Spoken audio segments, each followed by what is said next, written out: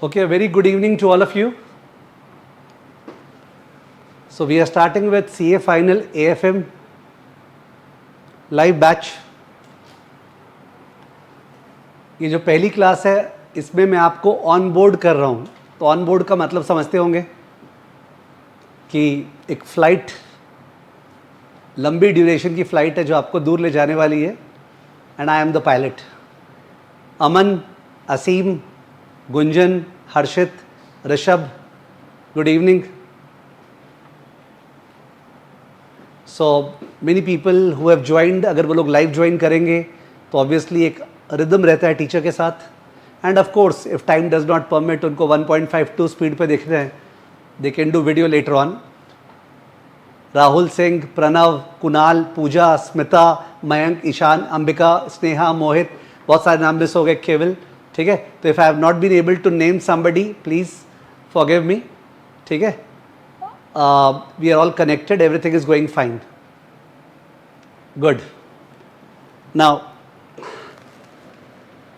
पहले तो अभी करंट वातावरण का बात कर लें, तो जिससे जरा सा एक आइस ब्रेक हो जाए अपने बीच में.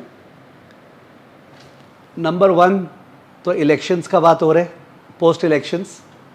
और नंबर 2 T20 का बात चालू होने वाला है, करेक्ट.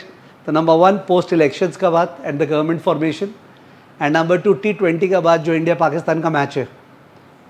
तो इन सब का बातचीत अपने कभी कभी क्लास में बीच बीच में 2 मिनट का 1 मिनट का होता रहेगा, ज़्यादा नहीं. Okay, just to ensure that yes भाई हम लोग इसी दुनिया में रहते हैं. ठीक है ना. Okay, now there are 3 things. One is कि क्लास में अपने एग्ज़ाम को फोकस करते हुए करिकुलम पढ़ा रहे हैं, क्वेश्चन सॉल्व कर रहे हैं, अंडरस्टैंड कर रहे हैं, अप्लाई कर रहे हैं. उस पर मेरा प्राइमरी फोकस है कि अच्छे समय में मैं क्लासेस कंप्लीट कर दूं. प्लीज़ रिमेंबर, सीए फाइनल में आजकल 6 के बदले बोलता जाते हैं 5 ही सब्जेक्ट है, पहले 8 होते थे, है ना. तो 8 को मैं 5 समझता हूँ, बिकॉज जो आईबीएस वाला सब्जेक्ट है उस पर उस तरह का टेंशन नहीं है जैसा टेंशन एक सब्जेक्ट के लिए होता है, लाइक एफआर या डीटी या एएफएम. तो वैसे देखा जाए तो 5 सब्जेक्ट है. ठीक है, I am not disrespecting IBS. और 5 में से एएफएम 1/5 नहीं है, बिलीव मी. एएफएम जो है आप ये मान सकते हैं सीए फाइनल का करीबन 25 या 30% है, बिकॉज इस सब्जेक्ट का इम्पैक्ट आपके एफआर में, जहाँ पे फाइनेंशियल इंस्ट्रूमेंट्स वाला स्टैंडर्ड्स आएगा ना, जोर से पढ़ने वाला है. डीटी में, आईडीटी में, सब में पढ़ने वाला है. लॉ ऑडिट में ही पढ़ने वाला है. सॉरी, लॉ तो है ही नहीं, ऑडिट में ही पढ़ने वाला है. सो आई एम ट्राइंग टू से एएफएम बहुत ही अच्छा बेस बनाने वाला है बाकी सब्जेक्ट्स पकड़ने के लिए. ठीक है ना. ओके, राहुल बोल रहा है building block perpetuity and statistics खून में नहीं उतरा. डोंट वरी, बिल्डिंग ब्लॉक केवल बिल्डिंग ब्लॉक होता है. खून में उतरने के लिए अपने को यहाँ पे अप्लाई करना है चैप्टर्स में. ठीक है, तो आपने बिल्डिंग ब्लॉक कर लिया, ये बहुत ज़रूरी था और ये बहुत इंपॉर्टेंट था. बाकी लोग भी, यूजुअली मैं कमेंट देख रहा नहीं था, पर जिसने भी बिल्डिंग ब्लॉक की क्लासेस नहीं की है, रिक्वेस्ट है बिल्डिंग ब्लॉक की क्लास कर ले. उसमें कुछ टाइम वैल्यू और मनी का स्टफ़ बहुत ही संक्षिप्त रूप में कराया हुआ है जो काम आएगा क्लासेस में, और स्टेटिस्टिक्स का स्टफ़ कराया हुआ है जो पोर्टफोलियो मैनेजमेंट में काम आएगा. ठीक है ना. तो आपने टाइम वैल्यू मनी, ठीक है, सीए इंटर में किया है और क्या बोलते हैं सीए फाउंडेशन में किया था, बट सीए फाइनल के लिए टाइम वैल्यू मनी कंसेप्चुअली अलग तरह से है. ठीक है, तो वो करना ज़रूरी है. जिसने नहीं किया है प्लीज़ कर लेना. और उसके अलावा स्टेटिस्टिक्स आपने सीए फाउंडेशन में किया था. ठीक है, तो यहाँ पे ही बहुत काम आने वाला है. ईशान पूछ रहा है बिल्डिंग ब्लॉक क्लास कब तक कंप्लीट करनी है. मेरे ख्याल से अभी तक कंप्लीट कर लेनी चाहिए थी. ठीक है, आज तो नहीं काम आने वाला है, डोंट वरी, बट अदरवाइज आने वाले क्लासेस में बिल्डिंग ब्लॉक काम आएगा, तो वो कर लेना है. ठीक है, लेट मी आस्क, किसने किसने बिल्डिंग ब्लॉक ख़त्म कर दिया है. जिसने ख़त्म कर दिया है वो बताना, जिसका WIP है वो मत बताना. यस, अभिनव, सुहाना, और सुहाना ने कंप्लीट कर ली है. बिल्डिंग ब्लॉक क्लासेस किसने कंप्लीट कर ली है. Kishan is asking about my health, I am perfect, 10/10. Okay, Suhana, Akshat, Harsh, Abhinav, Harsha का WIP है, मोहित का हो गया, राहुल का हो गया, वेरी गुड. तो जिसने बिल्डिंग ब्लॉक स्टार्ट नहीं किया है या फिर WIP है, प्लीज फिनिश कर लीजिएगा. I can see many people, Mehul, Monika,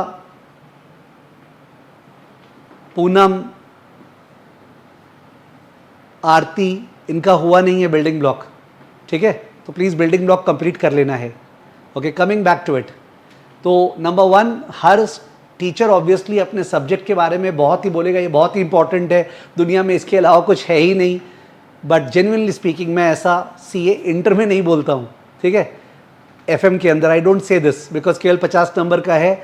ठीक है, it has to be given importance but it is not the make or break. But CA final में AFM is actually the make or break. आपका group 1 clear होना और आपका दोनों group clear होना, rank आना वगैरह AFM पे सिग्निफिकेंटली डिपेंडेंट है. ठीक है, जो लास्ट रिजल्ट आया था जिसमें जयपुर से फर्स्ट रैंक, ठीक है, थर्ड रैंक, फोर्थ रैंक सब आए थे, तो उनका इंटरव्यू वगैरह हुआ था. You could see that AFM was a major contributor. Okay, और आपने सुना होगा हमेशा कि AFM में 100/100, 99, 98 इस तरह के मार्क्स ज़्यादा फ्रीक्वेंसी से आते हैं, तो लोगों का एक्सपेक्टेशन बहुत हाई रहता है. पर एक चीज़ जरूर बोलूँगा, अब AFM में 100/100 आना बहुत डिफ़िकल्ट या नामुमकिन है. बताइए क्यों? AFM में अब 100/100 आना बहुत डिफ़िकल्ट या इनफैक्ट नामुमकिन है. रीज़न बताइए. Yes please.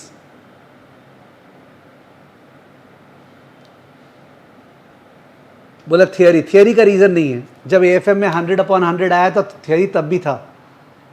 MCQ correct, but MCQ में तो फुल मार्क्स आते हैं.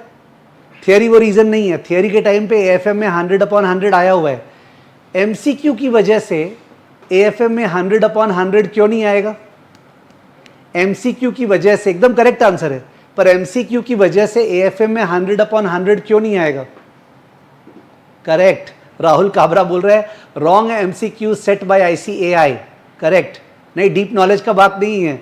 डीप का गहराई तक अपने जाएंगे, डोंट वरी. ठीक है, रॉन्ग नहीं, टाइम का ही बात नहीं है. टाइम बचता है MCQ में. डीप नॉलेज का बात नहीं है, टाइम का बात नहीं है, रॉन्ग का बात है. मतलब ये है ना कि तुम क्रिकेट खेल रहे हो और जो पूरा पिच है ना वो उबड़ खाबड़ है, आंखें तुम्हारे मुंह पे लग रहा है, वैसा वाला बात है. और हेलमेट भी अलाउड नहीं है. मतलब हेलमेट किस केस में अलाउड नहीं है? कि जो MCQ रॉन्ग आएगा वो MCQ तो पता ही नहीं दुनिया को. माने हम लोग स्टूडेंट से सुन के MCQ शेयर कर देंगे रॉन्ग आया था, but the point is that जब रिकरेक्शन में लोग भेजेंगे तो क्या वो MCQ पब्लिश होके उन लोग के पास आएगा क्या? I doubt. I don't know, it has to be seen. तो इस बार 2 MCQ यानी 4 नंबर का रॉन्ग था. इस बार 2 MCQ यानी 4 नंबर का रॉन्ग था. तो अगर ICAI सबको मार्क्स नहीं देता है तो इसका मतलब इस बार जो रिजल्ट आएगा जुलाई में उसमें 96 से ऊपर नहीं आना चाहिए. एंड आई थिंक 96 किसी का आएगा. ओके, आई थिंक 96 किसी न किसी का आएगा, बिलीव मी. ठीक है, बट 100/100 तो तब आएगा अगर ICAI यहाँ पे उन रॉन्ग MCQs में मार्क्स देता है जिसके बारे में वो लोग चुप है. ठीक है, खैर एनीवेज अपने यहाँ पे समय उसमें व्यतीत नहीं करेंगे कि रिगार्डिंग ICAI का क्या है क्या नहीं है. बहुत सारे क्लासेस में बहुत कुछ बातचीत होती रहेगी. ठीक है ना, don't worry about it. So AFM का अगर मैं सब्जेक्ट के बारे में बात करूँ ना, बिलीव मी अभी बोरिंग हो जाएगा कि ये सब्जेक्ट है, ये टॉपिक है, ये नहीं है. ऑलरेडी कितना मिनट हो गया अपने को? करीब 8 मिनट हो गया है क्लास चालू किए हुए, और कुछ वैसे मज़ा टाइप नहीं लिए. तो मज़ा लेना जरूरी है because that makes the class interesting. So in order to make the class interesting please अपने माइन्यूशियस का बात नहीं करें. कौन से सब्जेक्ट है, कितनी क्लासेस होगी, कितनी बुक्स है, कब कंप्लीट होगा, ये सब की बात कर लेंगे टुवर्ड्स द एंड. एक बार जरा सा रिदम लाते हैं क्लास में. ठीक है ना please. So if you are prepared for the rhythm, if you are prepared for the rhythm, in that case, please participate with me. Okay, tell me. अभी राहुल गांधी ने इलेक्शन रिजल्ट्स के बाद आई थिंक कल या परसों बीजेपी के ऊपर एक बहुत बड़ा एलिगेशन लगाया था. वो एलिगेशन पता होगा शायद. अभी राहुल गांधी ने बीजेपी के ऊपर AFM सब्जेक्ट से रिलेटेड एक बहुत बड़ा एलिगेशन लगाया था. वो एलिगेशन याद होगा? Correct, stock market crash. तो उनका ये बोलना था कि बीजेपी ने NDA ने with the help of the media control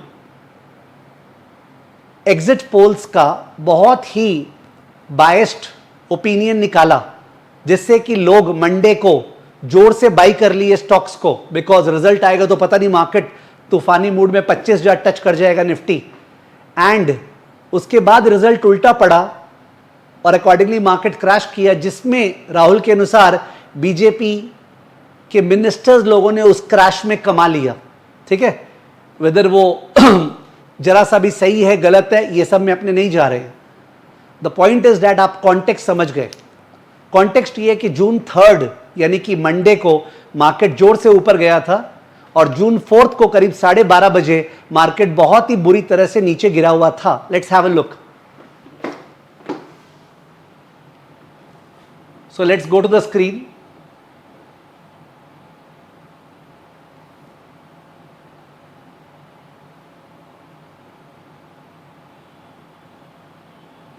So we are going to the screen and screen पे ये वाला जो चार्ट है, ये चार्ट वगैरह सब आपसे शेयर हो जाएगा, you don't have to worry about it. ये चार्ट है कोल इंडिया का। तो coal India is obviously one of the PSUs, public sector units, and I don't know whether you are aware, जो अभी सेमीकंडक्टर चिप्स का बात हो रहा है ना, और ये सारी चीज अल्टीमेटली इनको प्रोड्यूस करने के लिए you require a lot of energy, and whether it is China or India or whatever, they are using a lot of coal for that purpose. Last 5 साल में जो भी कोल में थे, ओके, वो वैसे तो सांवले होंगे पर वैसे गोरे हो गए हैं। आई मीन टू से इतना कमा लिया ना, कोई लिमिट नहीं है। तो coal India is one of the prolific stocks, and coal India 3 जून को 512 पे बंद हुआ था। 3 जून को 512 पे मंडे को, और 12:27 12:27 पे 4 जून इलेक्शन वाले दिन वो 412 पे ट्रेड हो रहा था। 512 से 412 कोल इंडिया। 3 जून का जो एंड प्राइस है 512, और 4 जून का जो 12:25 27 पे प्राइस है 412। 100 रुपया का drop on a level of 512। It is मोटा मोटी कितना परसेंट हो गया? 512 से 412, 512 से 412, it's a drop of what percentage? Yes please, याद रहे मैं सारे के सारे कमेंट्स का जवाब नहीं देने वाला हूं, ना मैं देखने वाला हूं। I am focusing on teaching. तो इट्स रफली अराउंड 20%, 20% स्टॉक गिरना कोई एक साल में नहीं, just in a matter of 3 घंटा, 9:15 से लेके 12:15। ओके, तो 20% स्टॉक गिरा कोल इंडिया का। उस समय जो निफ्टी है, नहीं निफ्टी कहां गया? ओके, निफ्टी लगता है नीचे होगा। निफ्टी जो है वो बंद हुआ था 23,284 पे मंडे को। 23,284 3 जून को बंद हुआ था, एंड वो 21,334 हो गया था, वही 12:27 पे। 23,300 से 23,300 मान लें, 21,300, 23,300 से 21,300, 23,300 से 21,300 कितना ड्रॉप हुआ? 23,300 से 21,300 कितना ड्रॉप हुआ परसेंटेज वाइज? अभी मैं एक क्वेश्चन पूछने वाला हूं सीए इंटर का आप लोगों से। 23,300 से 21,300 कितना ड्रॉप हुआ? 9%, करीब 8.37%, 8.5%, व्हाटएवर। कितना भाई? बेस तो 23,300 होगा, डिवाइड किससे कर रहे हो? 23,300 से 21,300 मतलब 2,000 पॉइंट ड्रॉप हुआ, डिवाइड बाई 23,300। होप आप 23,300 से डिवाइड कर रहे हो। ओके, बाद वाला माइनस पहले वाला बाई पहले वाला ना, डिवाइड बाई 23,300 करके, तो करीब 8 पॉइंट समथिंग % आ रहा है। Very good. मैं जो क्वेश्चन पूछने वाला था किसी ने गेस करके वो क्वेश्चन गेस करके आंसर भी दे दिया। ठीक है, तो अगर एक स्टॉक 20% गिरता है जब मार्केट 9% गिरता है, फॉर राउंड फिगर, अगर एक स्टॉक 20% गिरता है जब मार्केट 9% गिरता है, तो अगर सीए इंटर को ध्यान करें तो स्टॉक का बीटा कितना हो गया? Yes please. अगर एक स्टॉक 20% गिरता है जब मार्केट 9% गिरता है तो उसका बीटा क्या हो गया? ये तो सीए इंटर का क्वेश्चन है, सीए इंटर। ओके, मोहित ग्रोवर का आंसर आया, प्रबल का आंसर आया, करेक्ट है। डी हर्षा का आंसर आया, हर्षल का आंसर आया, देवेश का आंसर आया। क्वेश्चन समझ गए? When the Nifty drops by 9%, the stock drops by 20%, what is the beta of the stock? Very very good. Okay, beautiful. Asim, Mayank, Ishaan, तो सबने बोला है सर रफली 2.22 करीब बीटा आ रहा है, because beta is the sensitivity of the stock with respect to market. Beta is the sensitivity of the stock with respect to market. मैं एग्जैक्ट डेसिमल्स में नहीं जा रहा हूं बिकॉज हमने रफली बात कर रहे थे, ठीक है। तो ये beta is a part of portfolio management chapter. Which chapter? Portfolio management. तो वो जिसका छुआ छुई हुआ था ना सीए इंटर में, RF plus RM minus RF into beta, cost of capital chapter में लगाते थे, वो खोदेंगे सीए फाइनल में, एएफएम में, पोर्टफोलियो मैनेजमेंट और म्यूचुअल फंड के अंदर। तो मैं सिलेबस बताऊंगा आपको, पर बातों ही बातों में आपको सिलेबस बताऊंगा सीए फाइनल का, ठीक है। तो portfolio management in which we have beta, CAPM, statistics वाला पार्ट, ठीक है, वहां पे होगा वो। खैर anyways, tell me also one thing, do you think beta इस तरह से निकलता है? कोई 3 घंटे का डेटा देख के क्या बीटा इस तरह से निकलता है? What do you think?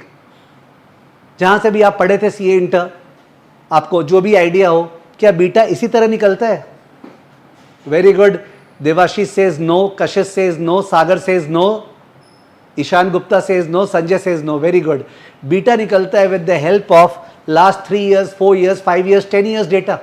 यानी हम लोग ये नहीं देखते हैं एक पर्टिकुलर इंस्टेंस में स्टॉक कितना रिएक्ट किया, हम लोग ऑन एन एवरेज देखते हैं स्टेटिस्टिक्स के हेल्प से कि स्लोप क्या है, ठीक है। तो अपने रिग्रेशन सीए फाउंडेशन में था, उसके हेल्प से निकालते हैं, ऐसे नहीं निकालते। तो कोई मेरे को कॉर्नर मत करना, बीटा ऐसे थोड़ी निकलता है, ये तो एक फील का बात था, ठीक है। बट येस, जो मल्टीपल चॉइस क्वेश्चंस आएंगे उसमें it is possible in CA final कि ऐसा क्वेश्चन दे दे कि मार्केट इतना से इतना % चेंज हुआ और स्टॉक जो इतना % चेंज हुआ, तो उसका बीटा क्या आया और उसको यूज करना है बड़े क्वेश्चन में। ये पॉसिबल है, ठीक है। मल्टीपल चॉइस क्वेश्चन में डेफिनेटली पॉसिबल है कि वो 4 साल का डेटा के बजाय मार्केट इतना % चेंज हुआ, स्टॉक इतना % चेंज हुआ, तुम्हारा बीटा निकल गया होगा, उसको यूज करना है बड़े क्वेश्चन में, ठीक है। तो काम का जरूर है द फीलिंग, ठीक है, ओके। और अगर अपने में से कोई पर्सन ये बोले कि सर बीटा जो आप बता रहे थे पूरा समझ में नहीं आया, तो मैंने पूरा बताया भी नहीं, हम वो पोर्टफोलियो में करेंगे।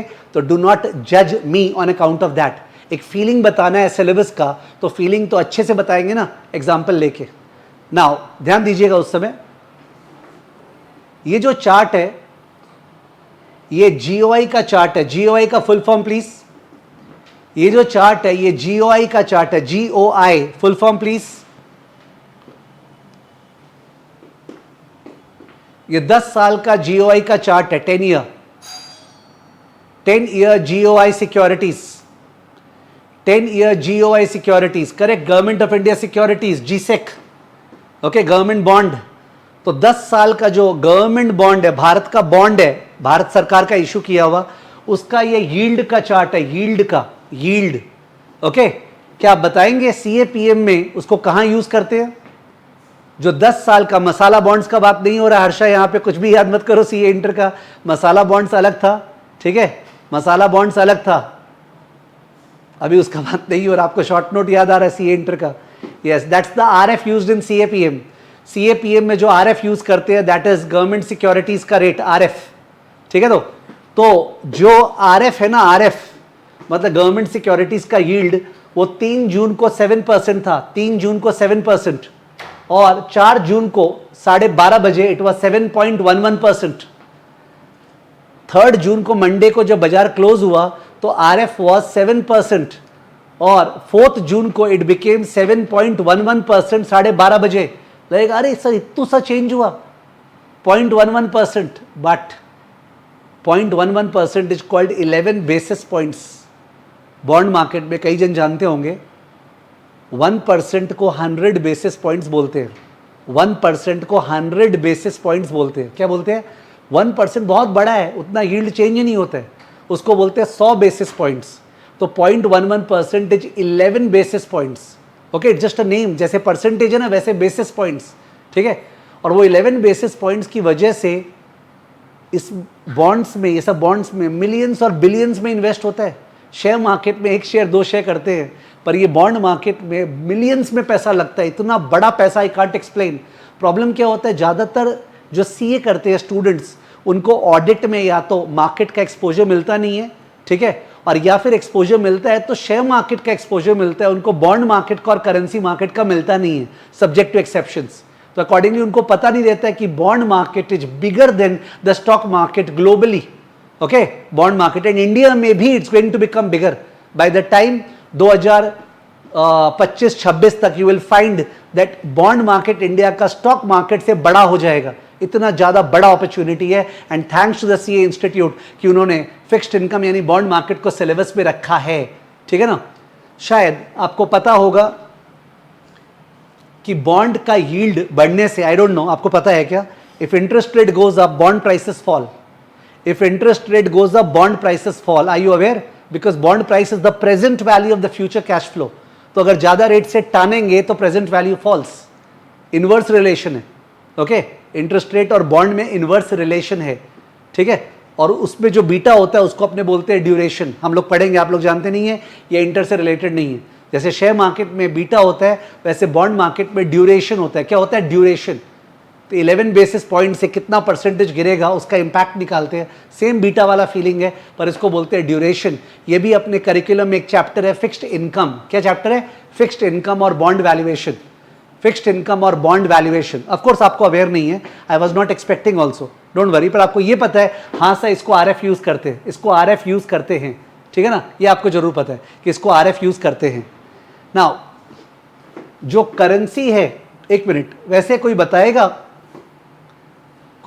एक बार कि एक्चुअली मैं बता ही दे रहा हूं पूछने के बजाय, अगर मेजॉरिटी गवर्नमेंट बीजेपी का नहीं आया, मतलब बीजेपी का 272 सीट से ऊपर नहीं आया ना, ठीक है, तो इन दैट केस कमती सीट्स आया और कोalition बनाना पड़ा, तो बीजेपी गवर्नमेंट जो है ना फिस्कल प्रूडेंस ऑब्जर्व कर रहा है। फिस्कल प्रूडेंस, ये वर्ड सुना है आपने? Fiscal prudence.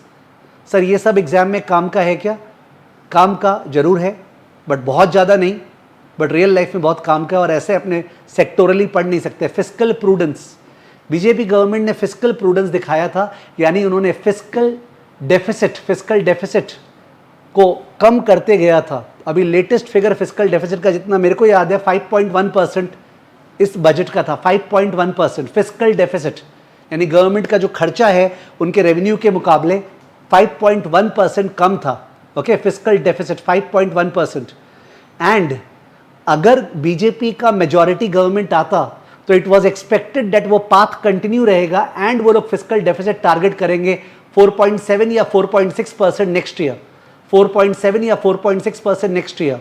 अगर फिस्कल डेफिसिट कम होता है, अगर फिस्कल डेफिसिट, तो उस केस में बॉन्ड यील्ड फॉल करता है, तो बॉन्ड यील्ड फॉल करता है, ठीक है, because risk of Indian economy is low. Risk कम है तो रिटर्न कमती चाहिए।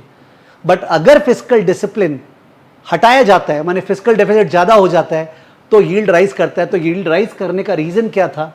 इसका रीजन ये था कि सारे लोगों को लगा कि जब ये कोalition गवर्नमेंट बनने वाला है तो अब जाके फिस्कल डेफिसिट उतना कम नहीं होगा, अब वेलफेयर स्कीम्स होगा, वो रेवड़ी स्कीम या गरीबों को पैसा बांटा जाएगा और ये लोग उल्टा पुल्टा खर्चा करेंगे जिससे फिस्कल डेफिसिट बढ़ जाएगा। इसके कारण यील्ड बढ़ा, ठीक है। ये जो लास्ट 5-7 मिनट में अभी मैंने बोला है ना यील्ड के बारे में, ये जो 5-7 मिनट में मैंने बोला है यील्ड के बारे में, हो सकता है ये पार्ट उतना कंफर्टेबल नहीं लगा हो, बट रिमेंबर मैं कुछ सिखा रहा नहीं हूं, ठीक है। We are moving into something to tell you the syllabus. तो देयर मे बी पोर्शंस जो आपको लगे नहीं यार वो वाला पोर्शन पूरा समझ में नहीं आया। यस, बिकॉज पढ़ाया कहां? This is an on boarding session, ठीक है। तो this is on boarding session, the flight has not started, you are just boarding the session. तो जो डोंट जज मी रॉन्ग, गलत जज मत कीजिएगा, ठीक है। तो ओके, प्रणव ने बोला सर फिस्कल डेफिसिट मतलब what we owe to foreign countries. Wrong है, what we owe to foreign countries not fiscal deficit. Fiscal deficit का फिगर जो है इंडिया का प्रिडोमिनेंटली इंडिया में ही ओन्ड है, मतलब बैंक्स वगैरह और इंडियन इन्वेस्टर्स जो बॉन्ड बाई कर रखे हैं, फॉरेन से नहीं है, ठीक है ना, डजंट मैटर। नाउ लास्ट एक ग्राफ दिखाना है मेरे को करेंसी का। What do you think must have happened to currency? आपसे पूछ लूं, आपको क्या लगता है करेंसी में क्या हुआ होगा? रूपी अप्रिशिएट हुआ होगा कि डेप्रिशिएट हुआ होगा? रूपी अप्रिशिएट हुआ होगा कि डेप्रिशिएट हुआ होगा? यस प्लीज, रूपी अप्रिशिएट हुआ होगा कि डेप्रिशिएट हुआ होगा? 12:30 बजे उस दिन 4 जून को रुपया अगेंस्ट डॉलर या रुपया अगेंस्ट येन क्या हुआ होगा? रुपया डेप्रिशिएट हुआ, एकदम सही, रुपया का वैल्यू गिरा होगा। तो मैंने यहां पे रूपी का वैल्यू लिया है, रूपी का वैल्यू लिया है कहां पे? ये रहा, जेपीवाई पर आईएनआर। यस, कोई फुल फॉर्म बताएगा? जेपीवाई पर INR, any full form please? JPY पर INR, JPY पर INR, full form anybody? JPY, Japanese yen, correct, Japanese yen पर INR। INR क्या हो गया? इंडियन रूपी, यानी 1 रुपया का दाम इन टर्म्स ऑफ येन। 1 रुपया कितना येन है? जैसे हम लोग बोलते हैं ना $1, ठीक है, 84-85 रुपया है। $1 इज 84 रुपीज, 85 रुपीज।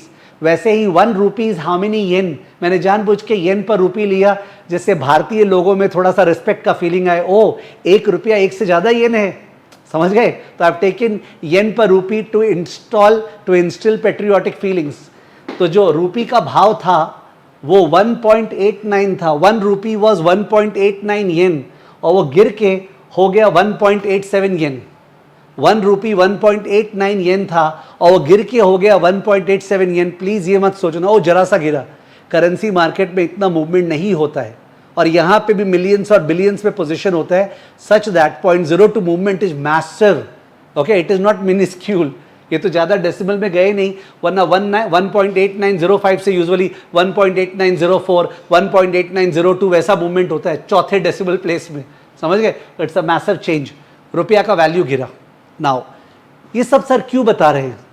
तो ये तो फॉरेक्स चैप्टर समझ में आया, portfolio, mutual fund, fixed income, forex, ये चैप्टर्स का दर्शन हो गया। अब थोड़ा सा इंटरेस्टिंग करें, सुनना प्लीज। आपको म्यूचुअल फंड सही है उसका तो नाम सुना होगा, म्यूचुअल फंड सही है उसका नाम सुना होगा। ईशान पूछ रहा है क्रिप्टो का भी इंपैक्ट बताइए। ओके, क्रिप्टो इंडियन मार्केट्स पे उतना डिपेंडेंट नहीं है। यस प्लीज बताइए। मैं बोल रहा हूं कि आपने किसका नाम सुना होगा? व्हाट डिड आई से? फॉरगेट। मैंने क्या पूछा? मैं क्वेश्चन ही भूल गया। मैंने क्या पूछा अभी? किसका नाम सुना होगा? हाँ, mutual fund, sorry, mutual fund सही है। तो म्यूचुअल फंड का तो नाम आपने सुना है डेफिनेटली। आपने क्या हेज फंड का नाम सुना है? हेज फंड, म्यूचुअल फंड का तो नाम बच्चा बच्चा ने सुना है, हेज फंड का नाम सुना है ना? जो हेज फंड्स है they are very very volatile beasts, उनको आप बीस्ट समझिए, volatile beasts, and some are dinosaurs. तो एक डायनासोर और एक बीस्ट और प्लस वो बिग है, तो इसका मतलब क्या करता है? वो लोग जोर से इन्वेस्ट करता है और तेजी से पैसा टाल लेते हैं। They are very very aggressive in terms of पैसा लगाना और निकालना, मतलब एक झटके के साथ पैसा डाल के निकाल लेते हैं। दे डोंट इन्वेस्ट बहुत स्टेबल, मतलब उनका हॉराइजन यूजुअली 1 मंथ, 2 मंथ या 1 ईयर मैक्सिमम वैसा रहता है। तो अब स्टोरी सुनिए।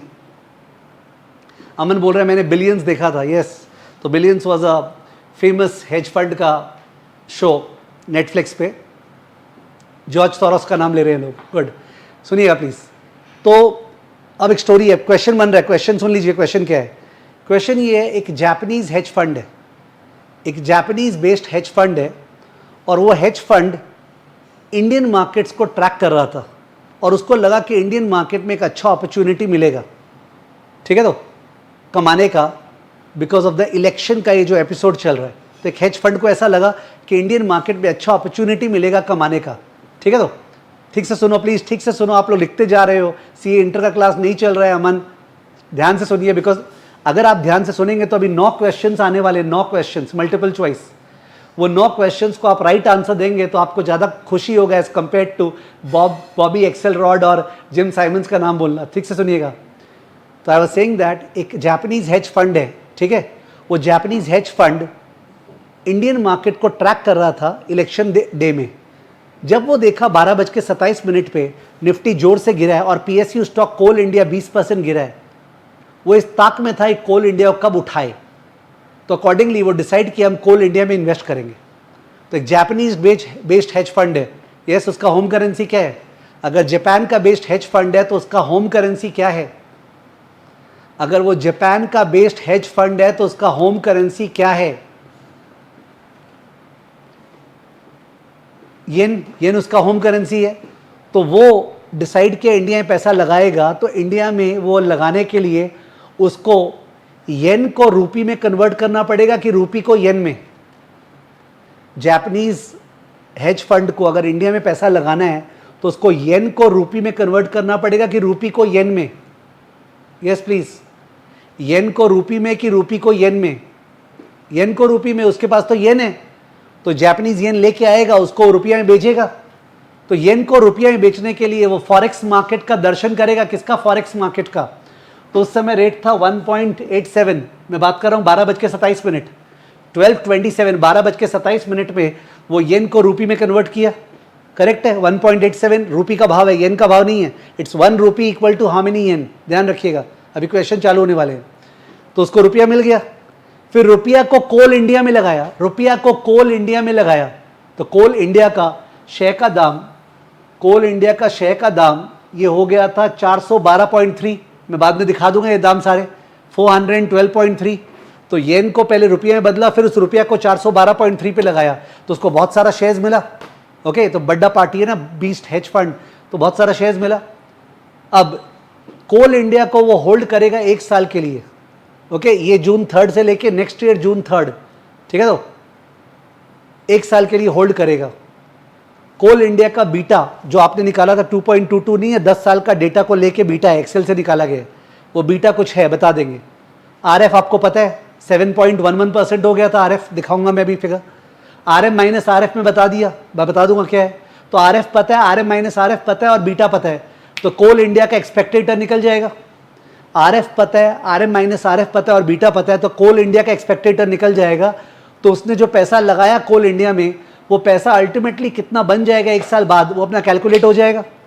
वो जो रुपया लगाया उसने, वो रुपया कितना बन जाएगा 1 साल बाद CAPM के अनुसार, वो अपना 1 साल बाद निकल जाएगा। और उस समय जब वो रुपया बन जाएगा, उस रुपया को फिर से येन में कन्वर्ट करेगा, उस रुपया को फिर से येन में कन्वर्ट करेगा, ठीक है। तो which means the process becomes like this. 1 second,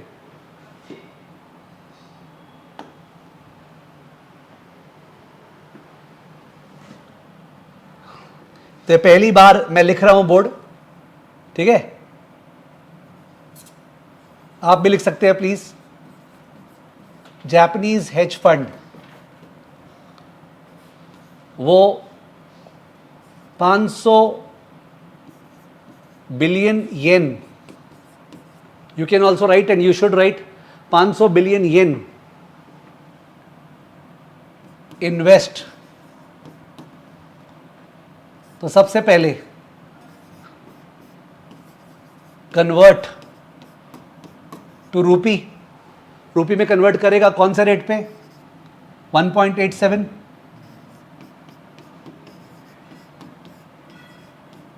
इस रेट पे कन्वर्ट करेगा।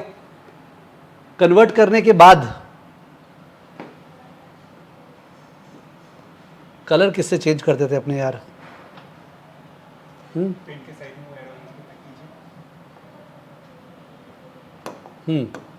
इंटू रूपी कन्वर्ट करने के बाद कोल इंडिया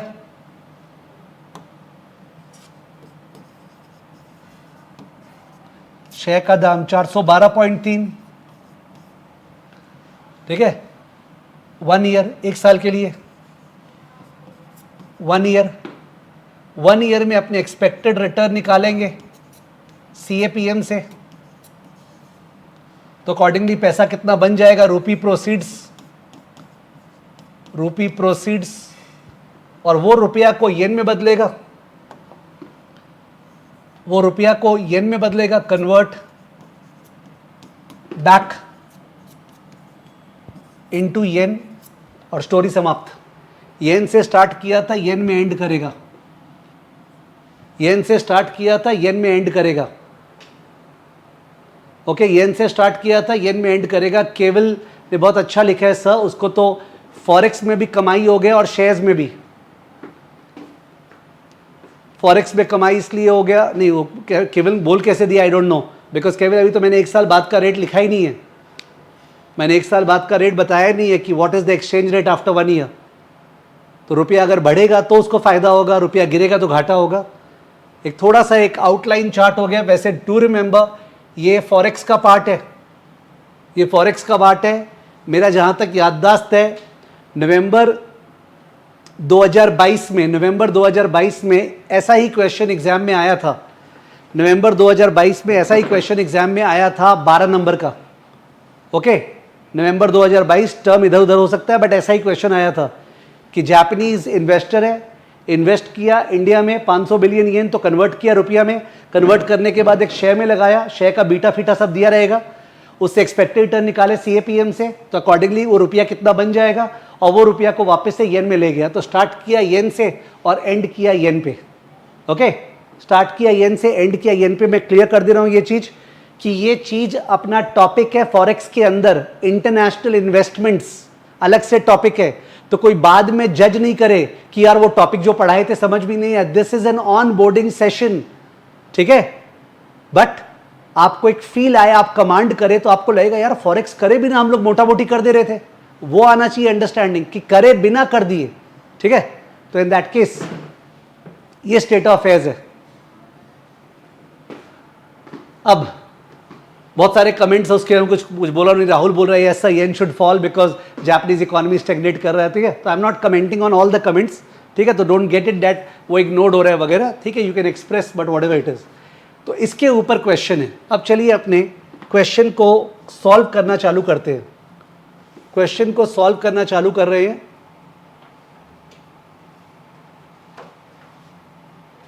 हियर वी आर। अगर आपको कोई भी भाव चाहिएगा, इफ यू वांट एनी भाव, तो वो इस टेबल में समराइज किया हुआ है, वो इस टेबल में समराइज किया हुआ है। मैंने लिखा है for convenience the relevant portion from these exhibits is summarised below. This will not be done in the exam, I am doing it for you as it is the first class. यानी आपको सीधा chart दिया रहेगा, आपको सीधा chart दिया रहेगा, उस चार्ट से आपको खुद रेट समझना पड़ेगा। यहाँ पे मैंने उसको समराइज कर दिया है बिकॉज क्या पता वीडियो में चार्ट ठीक से दिखे नहीं दिखे वगैरह। आप इसका पिक्चर ले सकते हो एक बार अभी क्वेश्चन सॉल्व करने के लिए। और मेनली ये काम आने वाला है जून 4 का डेटा 12:27 पे, ये डेटा काम आने वाला है, ये प्राइस वाला। और ये प्राइस गलत वर्ड है because 7.11% is not the price, it is the yield, ठीक है। तो don't worry, price oblique yield है, 7.11 is the percentage yield GOI का जो आरएफ होगा। तो आई होप आपने या तो ये चारों फिगर्स लिख लिया है। कोल का दाम 1.87 एक्सचेंज रेट, रुपया का दाम सॉरी, और निफ्टी 21,334.95, निफ्टी काम नहीं आने वाले वैसे, और 7.11% आरएफ, ये चारों काम आने वाला है, ये चारों। मैं आगे बढ़ रहा हूं। अब आपको क्वेश्चंस का आंसर देना है। ये मल्टीपल चॉइस क्वेश्चन जैसे सीए फाइनल में आता है। What amount of Indian rupee did the Japanese investor invest in India? ध्यान रहे 500 बिलियन येन इन्वेस्ट किया था, 500 बिलियन येन इन्वेस्ट किया था। तो पूछ रहे कितना रुपया लगाया कोल इंडिया में। 500 बिलियन येन इन्वेस्ट किया था, कितना रुपया लगाया? सागर आपका आंसर रॉन्ग है, स्मिता मेरे ख्याल से आपका आंसर करेक्ट है, कशिश रॉन्ग है, कुणाल राइट है, बहुत जन का आ गया, मैं बोल नहीं पा रहा हूं नाम, बहुत जन का बीच में आया, तो ये मत बोलना कि साहब आपने मेरा नाम नहीं लिया, ठीक है। I am not able to speak out the names इतना fast. The answer is option number D, 500 billion और रेट था 1.87। 500 बिलियन और रेट था 1.87। 500 बिलियन क्या था? येन। 500 बिलियन क्या था? येन। 1.87 किस चीज का रेट था? रूपी। 500 बिलियन क्या था? येन। और 1.87 किस चीज का रेट था? रूपी। तो मल्टीप्लाई नहीं हो सकता है, डिवाइड होगा। वैसे ये मल्टीप्लाई और डिवाइड फॉरेक्स में सीखेंगे अपने, बट यूनिटरी मेथड अगर सोचे से येन का दाम अगर 1.87 होता तो हम लोग क्या बोलते? एक येन 1.87 होता है तो 500 येन कितना होता है? 500 इंटू 1.87 यूनिटरी मेथड। अगर एक येन 1.87 होता है तो 500 येन क्या होता है? 500 इंटू 1.87। बट 1.87 तो येन का दाम नहीं ना, रुपया का दाम है, तो मल्टीप्लाई कैसे हो सकता है? ठीक है, मल्टीप्लाई हो नहीं सकता है, डिवाइड होगा। तो 500 डिवाइड बाय 1.87, इट्स लाइक एक येन का दाम 1 बाय 1.87 रुपी है। ठीक है, एक येन का दाम 1 डिवाइड बाय 1.87 है। तो 500 का दाम 500 इंटू 1 बाय 1.87, मतलब 500 divide by 1.87। Option number D 267.38।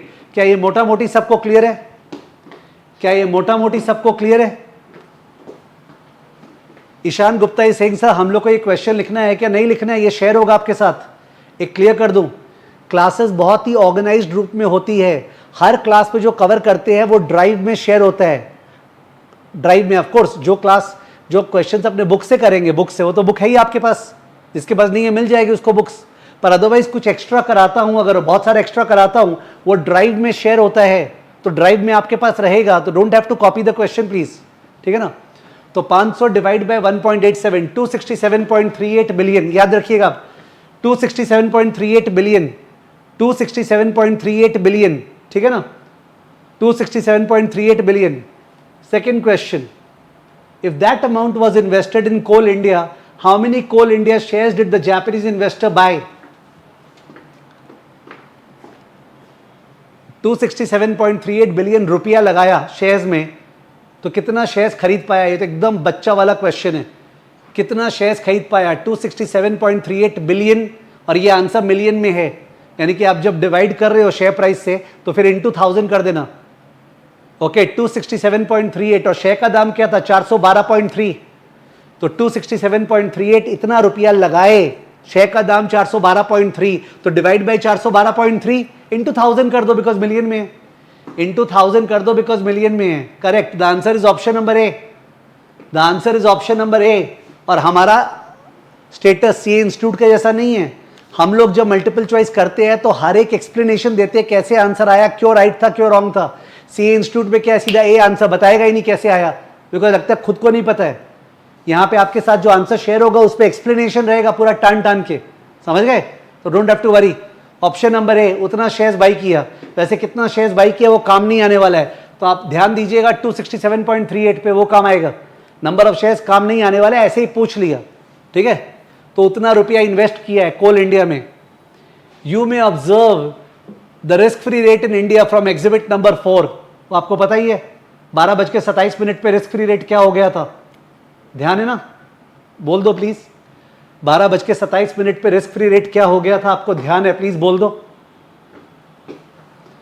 Risk free rate GOI का 7.11%, market risk premium for the Indian economy is approximately 5%। CA inter, market risk premium क्या है ये? Market risk premium for the Indian economy is approximately 5%। CA inter please, क्या है ये? Market risk premium for the Indian economy is 5%। What is it?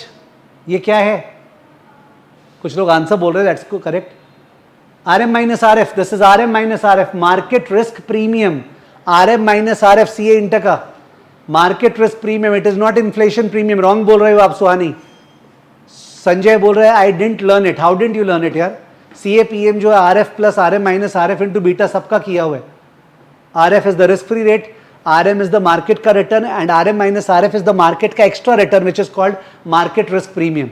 और फिर भी अगर नहीं किया हुआ है तो अपने करेंगे, ओके अपने करेंगे पोर्टफोलियो मैनेजमेंट में market risk premium, market risk premium, ठीक है ना?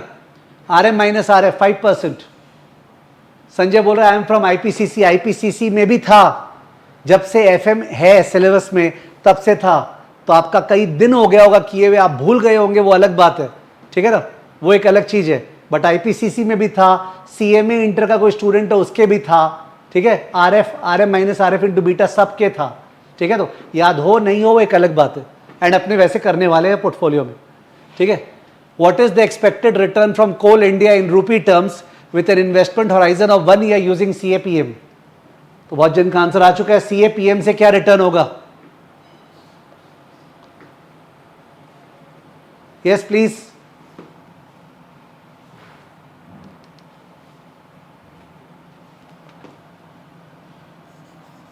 RF plus RM minus RF into beta, यानी कि 7.11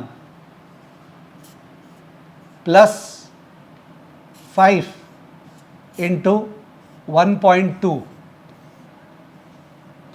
ठीक है। ये डाउट नहीं लाना कि सर 1.2 बीटा क्यों लिया, बीटा तो 2.22 आ रहा था, ओके बीटा हिस्टोरिकल डेटा से आता है, वो ऐसे ही आप लोग को चेक कर रहा था मैं।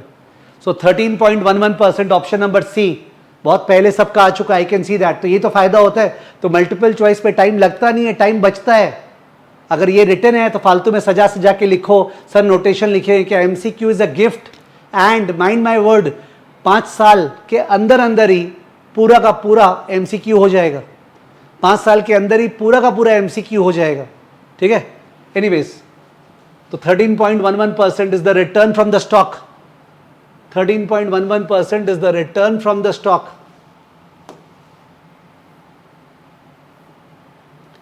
Question number 4. What is the amount of rupee proceeds after 1 year that the Japanese investor will get? रुपया कितना आएगा एक साल बाद if he sells Coal India after 1 year, assuming it provides the expected return as per CAPM and there are no dividends.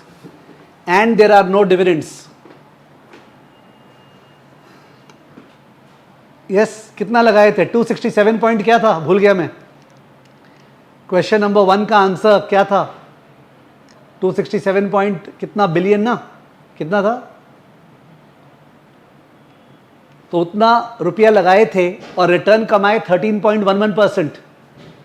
तो 267.38 था शायद, और उस पर 13.11% कमाए, तो कितना हो गया?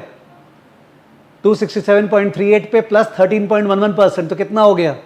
Option number A 302.41, 302.41 billion.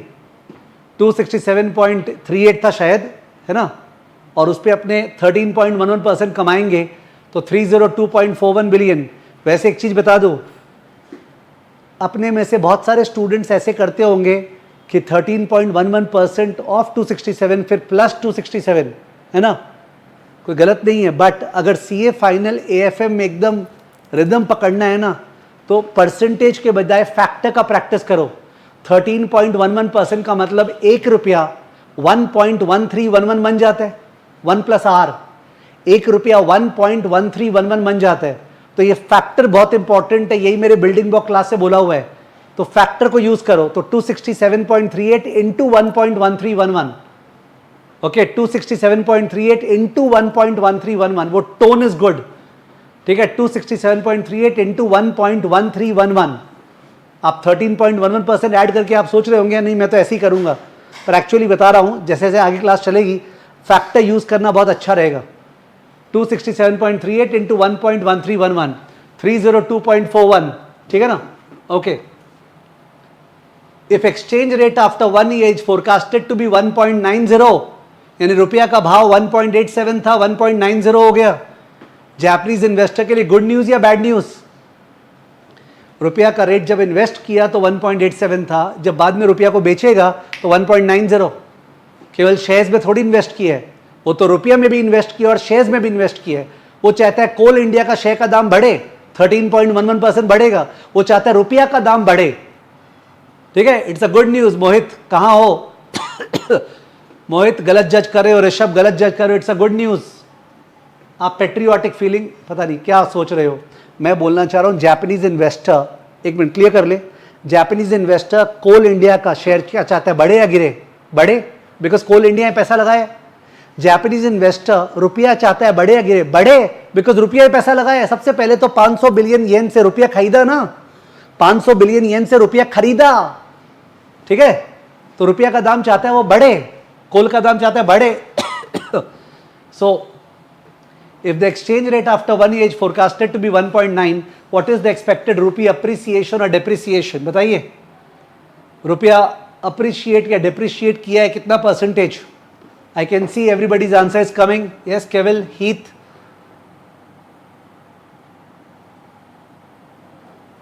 $1.6% appreciation, which is a great news. Double bonanza जो बोलते हैं ना, डबल बोनांजा हो गया। शेयर पे रिटर्न 13.11, करेंसी पे रिटर्न 1.6, ठीक है। तो 1.6% अप्रिसिएशन, अप्रिसिएशन आप लोग निकाल लिए होंगे। 1.9 minus 1.87 by 1.87, 1.9 minus 1.87 by 1.87 into 100। बहुत जन ऐसे करते होंगे, बट करना ऐसे नहीं चाहिए, करना चाहिए बाद वाला बाई पहले वाला -1। जब भी परसेंटेज चेंज निकालना है करना चाहिए बाद वाला बाई पहले वाला -1, यानी 1.9 डिवाइड बाय 1.87 जो आया -1, तो अपने आप वो परसेंटेज आ गया। इससे समय बचता है, खासकर बड़े बड़े गंदे गंदे फिगर्स में। ड्यूरिंग द कोर्स दिखाऊंगा। तो बाद वाला माइनस पहले वाला, द होल डिवाइड बाय पहले वाला इंटू 100, नो, बाद वाला बाई पहले वाला -1, ठीक है। प्रणव पूछ रहा है what is the right way to read JPY/INR? आप लगता है फॉरेक्स किए हुए हैं तो आप चुप की ये सब में जा रहे हैं प्रणव, मैंने तो फॉरेक्स पढ़ाया नहीं है। तो आई थिंक प्रणव आप उस पर जा रहे हैं कि सर जेपीवाई पर आईएनआर किसका रेट है, आईएनआर का रेट है कि जेपीवाई का रेट है। साफ साफ रेट्स में वर्ड्स में दिया हुआ था येन पर रूपी लिखा हुआ था, और मैं फॉरेक्स स्टार्ट नहीं किया और आप फॉरेक्स का जो एम्बिग्विटी है उसका पूछना चाह रहे हैं। You can understand Pranav that is not shareable और डिस्कसेबल राइट नाउ। ठीक है, चलिए next question. If rupee proceeds calculated in question number 4 above, rupee का प्रोसीड्स कितना निकाले थे क्वेश्चन नंबर 4 में, 302.41 बिलियन, इतना रुपया एक साल बाद आएगा 302.41 billion. If the rupee proceeds calculated in question number 4 above is converted into yen at the expected exchange rate mentioned in question number 5 यानी 1.9 पे। ओके, तो 302.41 बिलियन 1.9 के रेट पे एक साल बाद कन्वर्ट हुआ। ठीक है, how much yen proceeds the Japanese investor is expected to get after 1 year. How much yen proceeds, इस बार रुपया को येन में चेंज कर रहे हैं। 302.41 जो है, ध्यान रखिएगा रुपया है रुपया, और 1.9 जो रेट है वो भी रुपया का ही है, यूनिटरी मेथड, 1 रुपया 1.9, तो 302.41 कितना रुपया, रिमेंबर ये रुपया ही है 302.41 और ये रुपया का ही रेट है, मल्टीप्लाई होगा। What is the answer, 574.58 billion approx, option number A 574.58 billion approx. Story समाप्त, स्टोरी समाप्त, 574.58 बिलियन अप्रॉक्स, स्टोरी समाप्त। जिसको स्टोरी समाप्त इन केस समझ में नहीं आ रहा है, क्वेश्चंस बाकी है अभी, विल कम टू इट। तो आपको दिख रहा है स्टोरी कहां समाप्त हुआ था, स्टार्ट किया 500 बिलियन येन से और लास्ट में आ गया वो 567 पॉइंट समथिंग मिलियन येन। ओके, 500 बिलियन येन से स्टार्ट किया था और लास्ट में कितना येन आया, तो स्टोरी तो यही समाप्त होगा, बाकी तो पाथ था। ठीक है, तो इन दैट केस 500 बिलियन येन से इसके पास अल्टीमेटली कितना येन आ गया, 500 बिलियन येन से कितना येन आ गया, 574.58 billion, 574.58 billion. What is the expected return in yen that the Japanese investor is expected to earn? Okay, येन अपने करेंसी में, खुद के करेंसी में। ओके, जब मीसो सूप खाने जाएगा ना वहां पे जापान में, तो मीसो सूप खाने के लिए बाजार में पैसा रुपया में थोड़ी देगा, येन में देगा ना। तो येन में क्या कमाया, तो जाहिर है वो क्या कमाया, 574.58 माइनस 500 माने 74.58 डिवाइड बाय 500 इंटू 100। वैसे मैं ऐसे नहीं निकालता हूं, मैं निकालता हूं बाद वाला बाय पहले वाला -1। तो 574.58 डिवाइड बाय 500 जो आया -1, और -1 भी करना नहीं पड़ता, वो फैक्टर दिख जाता है। 574.58 बाई 500 सीधा फैक्टर दिख जाता है, समय बचता है, एक मोमेंट बचता है, वो मोमेंट मिला के सागर बनता है। ओके, तो वो 14.92% आ रहा है। सबका आंसर देख लिया मैंने, नाम नहीं लिया, डोंट वरी। 14.92%, जापानीज इन्वेस्टर 14.92% कमाया, जबकि कोल इंडिया केवल 13.11% बढ़ा था। ठीक है, 14.92%। What is the expected return in rupee terms that Indian investor investing in Coal India at the same time, that is 12:27 PM on 4th June with a horizon of 1 year is expected to earn? Indian investor, okay, आप अगर 12:27 पे लगाए थे एक साल के लिए, तो आप कितना कमाने वाले हैं? इंडियन इन्वेस्टर जो मीसो सूप खरीदने नहीं जाता है, ओके, जो नॉर्मली यहाँ पे पाव रोटी खरीदने जाता है, इंडियन इन्वेस्टर वो कितना कमाएगा? 13.11। इंडियन इन्वेस्टर 13.11, इंडियन इन्वेस्टर 13.11, वो रूपी टर्म्स में था, 13.11%। Indian investor. Question number 9, can you reconcile the return for the Japanese investor in yen, यानी 14.92%। तो बोल रहा है 14.92% को रिकनसाइल करो by considering the return for the Indian investor यानी 13.11% एंड द अप्रिसिएशन ऑफ रूपी दैट इज 1.6%। क्वेश्चन को ठीक से पढ़ लीजिए। ये जो जापानीज इन्वेस्टर का रिटर्न है,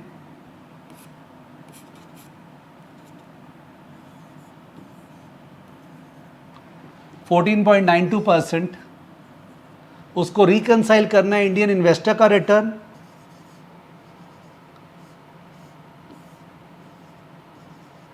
एंड विथ रूपी का अप्रिसिएशन 1. यस, कौन रिकनसाइल कर सकता है? इन दोनों फिगर से ये फिगर कैसे आएगा? इन दोनों फिगर से ये फिगर कैसे आएगा? और ये मल्टीपल चॉइस नहीं है। ये दोनों फिगर से ये फिगर कैसे आएगा?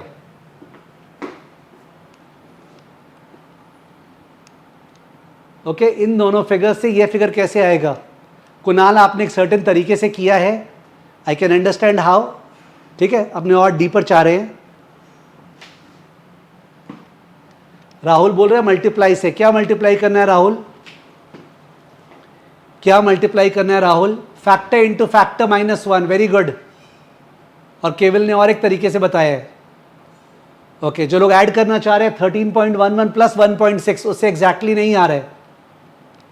13.11 प्लस 1.6 से एग्जैक्टली नहीं आ रहा है, बिकॉज 13.11 प्लस 1.6 इज 14.71। क्या 13.11% स्टॉक में कमाया, 1.6% जो है वो करेंसी में कमाया, तो टोटल कमाया 14.71, उससे नहीं आ रहा है। कारण कि वो जो करेंसी में कमाया ना 1.6%, वो 100 येन पे नहीं कमाया। अगर माने वो 100 येन लगाया था ना, मैंने 100 रुपया में पैसा लगाया था, 100 रुपया में अगर लगाया था, तो 100 रुपया पे वो 1.6% नहीं कमाया, 100 प्लस 13, 113.11 पे कमाया। से वो इन्वेस्ट किया था 100 रुपया में, तो बाद में तो वो 100 रुपया 113.11 रुपया हो गया ना। तो जब बेचा तो 113.11 रुपया को ज्यादा भाव पे बेच पाया, से 100 रुपया खरीदा था, फिर 100 रुपया तो बन गया 113 रुपया, तो 113 रुपया पे 1.6% अप्रिसिएशन हो गया, 100 पे नहीं हुआ। ठीक है, इट्स लाइक ब्याज पे ब्याज वाला पार्ट। तो अकॉर्डिंगली अगर कोई वैसे करेगा तो 13.11 plus 1.76 plus 1.6% of 13.11, 13.11 plus 1.6 plus 1.6% of 13.11, 13.11 plus 1.6 plus 1.6% of 13.11। Okay, उससे आ जाएगा, पर वो थोड़ा सा पेचीदा है। इससे बढ़िया क्या होता है, जो लोग बिल्डिंग ब्लॉक क्लासेस किए हैं, फैक्टर इंटू फैक्टर -1, जब भी दो चीज को मिलाना है उनको मल्टीप्लाई फैक्टर वाइज, जब भी कोई चीज से हटाना है उनको डिवाइड फैक्टर वाइज। ये बिल्डिंग ब्लॉक क्लास में बताया हुआ है। ठीक है, फैक्टर इंटू फैक्टर, इसका फैक्टर क्या है 1.1311, इसका फैक्टर क्या है 1.016, तो 1.1311 इंटू 1.016, द होल थिंग -1। और इस पर कोई फॉर्मूला नहीं है, कॉमन सेंस है। 1 रुपया कितना बन गया 1.1311, और वो जो 1.1311 है उस पर अपने कमाए 1.6%, तो उसको 1.6% बढ़ाना है, तो इंटू 1.016, तो 1.1311 into 1.016, the whole thing -1, the whole thing -1। तो आप करेंगे तो 0.1492 यानी 14.92%, 14.92%। मैंने जो भी बोला है मैंने उसी शब्दों में अपने लैंग्वेज में पूरा का पूरा आंसर एक्सप्लेन करके ड्राफ्ट कर रखा है। यानी कोई बंदे का ये हुआ ना कि सर मेरे को समझ में आ रहा था, पता नहीं, मेरे को लगता है ये वाला पॉइंट याद नहीं रहेगा, डोंट हैव टू वरी। पूरा का पूरा जो क्वेश्चन है 1 to 9 वो पूरा एक्सप्लेन करके मैंने तैयार कर रखा है। मैं एक बार दिखा देता हूं जिससे कि कोई स्ट्रेस नहीं आ जाए। Okay, I am just showing you answer, here answer, this is the answer file. 500 billion yen को पहले कन्वर्ट किया, divide by 1.87, number of shares, CAPM से return after 1 year, initial exchange rate, appreciation. ठीक है, question number 9 देखिए, पूरे टान के मैंने एक्सप्लेन किया है, और ये फॉरेक्स में और करने वाले। ये जो क्वेश्चन नंबर 9 है, क्वेश्चन नंबर 9 में जो नोटेशन फोटेशन में भी जा रहा नहीं हूं मैं, वो अपने फॉरेक्स चैप्टर में करने वाले हैं, because that is one of the topics जो कि बहुत ही फ्रीक्वेंटली आजकल आता है, क्योंकि इतने सारे FPIs इंडिया में इन्वेस्ट कर रहे हैं ना। ठीक है, अरे दुबई वाले रूट से, सिंगापुर वाले रूट से, जो जीरो टैक्स हेवन है, तो because of which CA institute is giving questions on the same. तो यहाँ पे मैंने कुछ यूज़ किया RDC, RFC वगैरह, वो मैं फॉरेक्स में कराऊंगा। But what was the purpose of this question? Purpose of this question कराने का वॉज 2fold। नंबर 1, आपको ये बताना कि हमारे फॉरेक्स सिलेबस में है, हमारे इक्विटी वैल्यूएशन, कोल इंडिया का वैल्यूएशन कैसे करें वो सिलेबस में है, हमारे बॉन्ड वैल्यूएशन सिलेबस में, हमारे पोर्टफोलियो मैनेजमेंट सिलेबस में है, mutual fund, hedge fund syllabus में है, और इस पे जो कवर नहीं हुआ फ्यूचर्स एंड ऑप्शंस, डेरिवेटिव्स, वो सिलेबस में है। ठीक है, कि सर अगर कोल इंडिया का शेयर्स नहीं खरीदेगा वो सट्टा खेलेगा कोल इंडिया के ऊपर, केवल बेट लगाएगा, तो ऑप्शंस एंड फ्यूचर्स का नाम सुना होगा, वो सिलेबस में है। और उसके अलावा प्लीज़ आप लोग बता दीजिए सीए इंटर का वो कौन सा प्रचंड चैप्टर है जो कि सीए फाइनल में भी है। सीए इंटर का वो कौन सा एफएम का प्रचंड चैप्टर जो कि सीए फाइनल में भी है। प्रचंड बोल रहा हूं, क्या बोलते हैं, आई थिंक यूपी में बोलते भौकाल। सीए इंटर का कौन सा भौकाल वाला चैप्टर है जो कि सीए फाइनल में भी है। Of course capital budgeting with N advanced word before it, advanced capital budgeting, तभी तो वो था financial management, this is advanced financial management. तो सीए इंटर का स्टफ काम आता है, कहीं ना कहीं इम्प्लिसिटली काम आता रहता है दायां बायां, चाहे वो कैपिटल स्ट्रक्चर हो, चाहे वो कॉस्ट ऑफ कैपिटल हो, चाहे वो डिविडेंड पॉलिसी हो, बिलीव मी सारे। पर कैपिटल बजटिंग तो पूरे नस नस में है, बिकॉज यहाँ पे एडवांस्ड कैपिटल बजटिंग है, ठीक है ना। तो सिलेबस जो होता है ना, यार मेरे को सिलेबस ही नहीं पता सीए फाइनल का। एक तो होता है रटा के बताना, देखो बच्चों ये है, और एक है सिलेबस को आपको एक बार फील दे देना। मैंने वो फील देने का कोशिश की है, ठीक है। ऑफ कोर्स कुछ थियरी चैप्टर्स भी है, जैसे सिक्योरिटाइजेशन, उसका थियरी सीए इंटर में भी था ना। सिक्योरिटाइजेशन उसका थियरी सीए इंटर में भी था। स्टार्टअप्स उसका थियरी सीए इंटर में नहीं था, यहाँ पे है। प्राइवेट इक्विटी, डिस्ट्रेस कंपनी का valuation, how will you value a distress company को, कैसे वैल्यू करेंगे। ये जो प्लेटफॉर्म कंपनीज होते हैं ना, नेटफ्लिक्स, स्पॉटिफाई, इनका वैल्यूएशन कैसे करेंगे। बिकॉज चार्टर्ड अकाउंटेंट्स के लिए आजकल, believe me, you can not imagine a CA to be like that, जो पहले आपके मन में बसाया गया है कि सीए वाला जो है टैक्स फाइल, इंडिविजुअल फाइल वो देख रहा है, ओके, थोड़ा कच्चा पक्का कर रहा है, one has to acknowledge. CA वाला ऐसा ऐसा काम कर रहा है ना जिसमें मेन पैसा कमा रहा है। You understand, you have to think about your future. हम लोग पढ़ते हैं, कुछ कल ही ब्लॉग आया था या आज आएगा शायद, 1 लाख ट्रैप। आज एक ब्लॉग लिखा 1 लाख ट्रैप एक स्टूडेंट ने। वो क्या है, हमें सिखाया गया, पता नहीं कहाँ से सीख लिए हम लोग, कि जॉब मिल जाए जिसमें से 1 लाख पर मंथ, यानी 12 लाख साल का, और वो सब जो करते रहे लोग बढ़ा चढ़ा के उसको लीव ये सब करके 15.5 लाख का पैकेज मिला है मैरियट में, ओके, या बेन कैपिटल में 15.5 लाख का पैकेज मिला है, और सब जन खुश हो जाते। द पॉइंट इज दैट आजकल 1 लाख से पर मंथ से क्या होता है, कुछ नहीं होता है, ऐसे ख़त्म हो जाता है। एस्पिरेशन ऊपर रखना पड़ेगा, और मेन कमाई यहीं पे है जो एएफएम के सिलेबस के अंदर है। सो मैंने आप अभी से अगर वो इच्छा जागृत करेंगे ना, तब तो आपको इंटरेस्ट आएगा, और जब इंटरेस्ट आएगा तो आप टॉपिक को अलग तरह से पकड़ेंगे। तो एग्जाम वाइज फोकस जोर का है, पर at the same time interest अलग से रखिए, ओके। मैं हिंट वाइज जरूर दूंगा, अब ये नहीं है कि मैं अब अलग से चल जाऊंगा जापान इकोनॉमी कैसे कर रही है, चलिए डिस्कस करते हैं। No, I will not do that, ठीक है। वो सब यूट्यूब वीडियोस आते रहते हैं, वो एक अलग बात है। अपने यहाँ पे स्टिक करेंगे to the curriculum, but hint आपको और प्रोत्साहन जरूर देंगे, so that you can understand where the actual money lies. कि 1 लाख ट्रैप के बजाय 1 0 आगे 10 लाख तो कमाए पर मंथ, और 10 लाख क्यों 1 करोड़ तो कमाए कम से कम 5 साल 7 साल 10 साल बाद, after you become a CA, ठीक है। तो वो मैं डेफिनेटली चाहता हूँ फॉर ऑल द स्टूडेंट्स।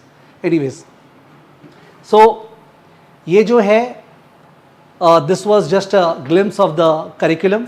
आप लोग बताइएगा प्लीज दैट कितने मार्क्स का मल्टीपल चॉइस आता है और कितने मार्क्स का डिस्क्रिप्टिव क्वेश्चंस आते हैं। यस प्लीज, आई कैन सी लोग 10 करोड़ 100 करोड़ लिख रहे हैं। इतना मिलता होगा राहुल, कोई देने वाला नहीं है। तुम्हारा क्वेश्चन होना चाहिए इतना कमा सकते हैं क्या, यस। और तुम बात कर रहे हो कोई देने वाला है, देने वाले का बात नहीं है, डोंट थिंक दैट वे। एक बिजनेस वर्सेस जॉब का मेरा एक वीडियो आया था कल परसों, बिजनेस वर्सेस जॉब, केवल 4 मिनट का है, शायद 4 मिनट का वीडियो है, देखना प्लीज, रिक्वेस्ट है। बिजनेस वर्सेस जॉब, अभी मैं लिंक शेयर करूंगा। Very good. 30 मार्क्स का मल्टीपल चॉइस आता है, 70 मार्क्स का डिस्क्रिप्टिव। 30 मार्क्स का मल्टीपल चॉइस, 70 मार्क्स का डिस्क्रिप्टिव, ओके। जो 30 मार्क्स का मल्टीपल चॉइस आता है वो 2-2 नंबर का आता है, यानी 15 क्वेश्चन 2-2 नंबर के केस स्टडी फॉर्म में। जनरली 4 केस स्टडीज आती है, 3 तो केस स्टडीज 8-8 नंबर की और 1 केस स्टडी 6 नंबर की, माने 3 केस स्टडी में 4-4 क्वेश्चन 8 नंबर और 1 केस स्टडी 6 नंबर के, तो 30 क्वेश्चन हो गए, 15 क्वेश्चन। और वो 15 क्वेश्चन वैसे तो 15 मिनट्स में हो जाता है, 15 मिनट से कम में, बिकॉज कैलसी पे हो जाता है, कैलसी पे। बट सीए इंस्टीट्यूट के केस में वो 45 मिनट में भी नहीं हुआ इस एग्जाम में। वो जो 15 क्वेश्चंस है 30 नंबर का, वो 15 मिनट से कम में हो जाता है। बट सीए इंस्टीट्यूट के केस में इस एग्जाम में जो हुआ था उसमें वो 45 मिनट में भी नहीं हुआ, क्यों? अरे प्रणव, मैं समझा रहा हूं तुमको, सारे क्वेश्चन वैसे आते हैं जो क्लास में कराए हुए हैं मल्टीपल चॉइस में। तुमको लग रहा है अभी कि सर रीड करना पड़ता है, अरे अगर अच्छे से प्रिपेयर्ड हो ना, इट्स केक वॉक। जैसे ये हो रहा था, इस क्वेश्चन में क्या इतना समय लगना चाहिए था? वो तो मैं करा रहा हूं इसलिए आप रुक रहे थे। रॉन्ग एमसीक्यूज के कारण आंसर ही नहीं मैच हो रहा है। अब जितना भी ऑप्शंस दिया हुआ है सारा का सारा मैच ही नहीं हो रहा है। अब क्या करे आदमी, पकड़ लिया माता, सर ने बोला था पहले एमसीक्यू में फुल मार्क्स लाना है, क्या करे क्या नहीं करे, जूझ रहे, शायद मैं गलती कर रहा हूँ, ये कर रहा हूँ, वो कर रहा हूँ, दायां देख रहा हूँ, बायां देख रहा हूँ, क्या टॉर्चर से गुजरता है बंदा। तो इट इज़ एडवाइस दैट अगर एमसीक्यू आपसे राइट नहीं हो रहा है, जो सी इंटर एफ में भी हुआ था इस बार, सी इंटर एफ में भी रॉन्ग क्वेश्चन था जहाँ के आंसर मैच नहीं हो रहा था, तो आप समझ जाइएगा रॉन्ग होगा, आगे बढ़ जाइएगा, टाइम बचा लीजिएगा, ठीक है। तो खैर ये सब बातें करते रहेंगे अपने, ठीक है। तो ये बताना था, थोड़ा थोड़ा मैकेनिकल बातें कवर कर ले। तो सब चीज़ मैकेनिकल मैंने आज शेयर किया है, वो आप लोग के साथ शेयर हो जाएगा।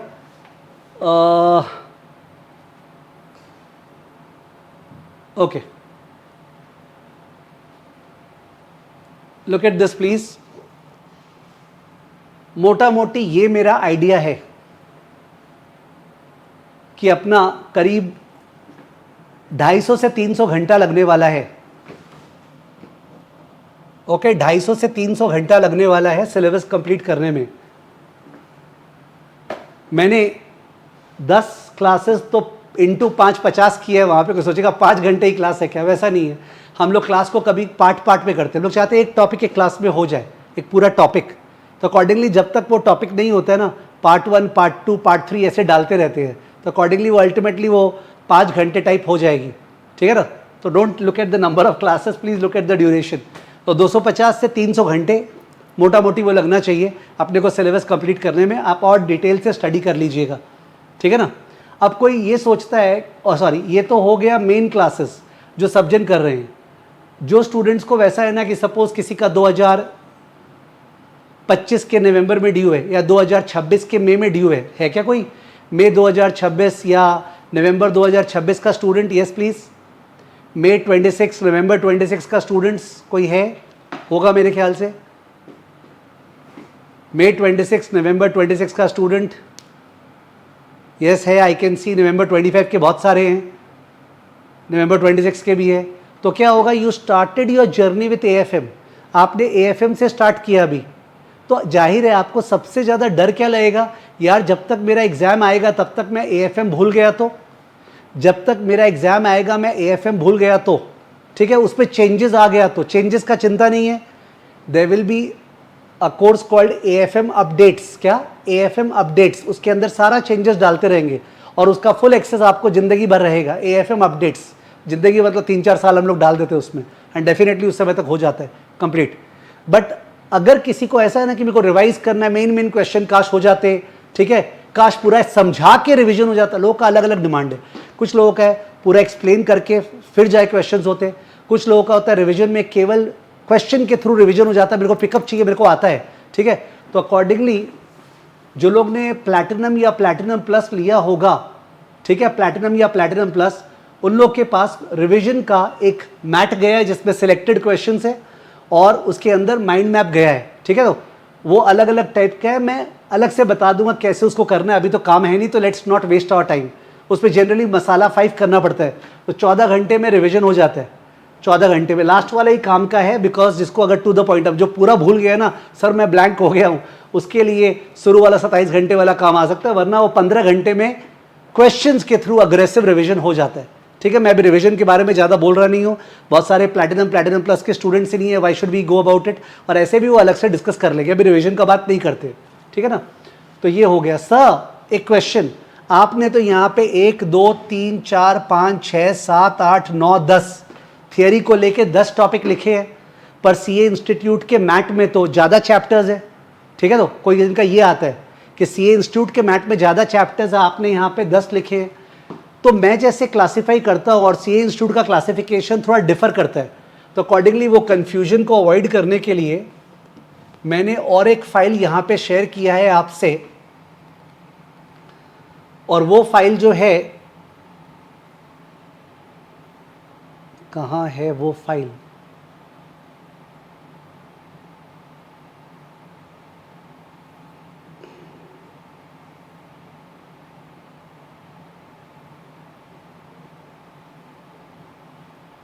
Whatever I have to check वो फाइल मैंने लिया भी है क्या। उस फाइल में क्या है ना, सीए इंस्टीट्यूट का जो चैप्टर्स है और जो अपना चैप्टर्स है उसको मैप कर दिया, मैप, जिससे कोई स्टूडेंट कंफ्यूज नहीं हो, यार ये वाला चैप्टर कहाँ गया, ये वाला चैप्टर कहाँ गया।